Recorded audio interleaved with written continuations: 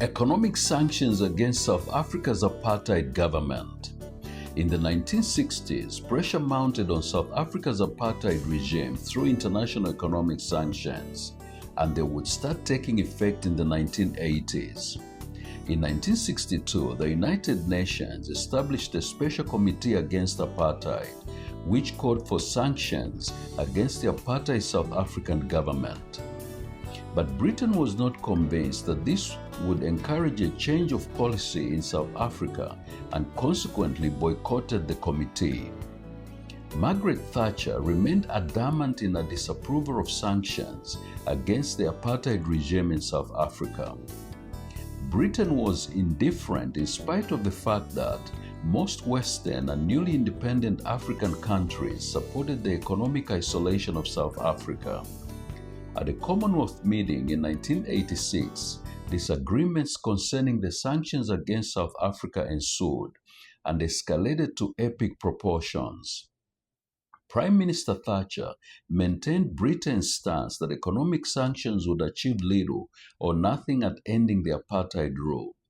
She insisted that sanctions would, in turn, lead to the greater suffering of South Africa's black population at large.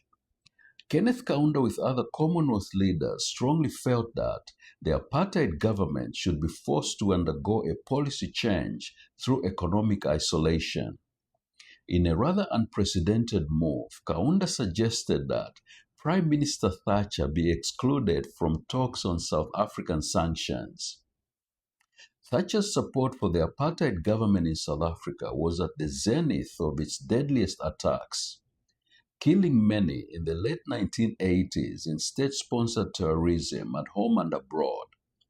The apartheid regime carried out bombings and cross-border raids on neighboring nations such as Mozambique and Zambia, accused of harboring the African National Congress military wing, the Umkhonto Wesizwe's guerrilla fighters.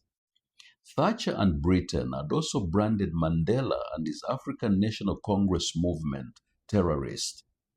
They were accused of receiving backing from the former Soviet Union during the Cold War era and because of their guerrilla war for democracy. Under the public's glare of television cameras, President Kenneth Kaunda lectured Britain's Foreign Secretary Sir Geoffrey Hall. This incident happened at his visit to Lusaka in August of 1986. Kaunda publicly accused Britain's envoy and President Reagan of kissing South African apartheid.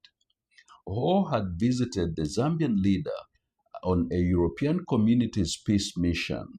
He flew into Lusaka from Johannesburg, where he met South African President Pieter W. Botha, leading South African businessmen and white opposition politicians. Kaunda told Secretary Hall, who listened in silence, that, as a fellow human being, Sir Geoffrey, I must welcome you, but as a messenger of what you have come to do in South Africa, you are not welcome at all. Kaunda had deep respect and love for Queen Elizabeth II of England. It was for this reason alone, and the fact that Sir Geoffrey Hall represented 12 other nations of the European community, that Kaunda had even extended his hand of welcome to him in Lusaka. Secretary Hall denied Kaunda's accusation by saying he was trying to end apartheid peacefully rather than through violence. Mr. Hall replied, "There is no foundation whatsoever for your suggestion that there is a conspiracy of the kind you suggest." But Kaunda further said, "Sir Geoffrey, you people will not be forgiven by history.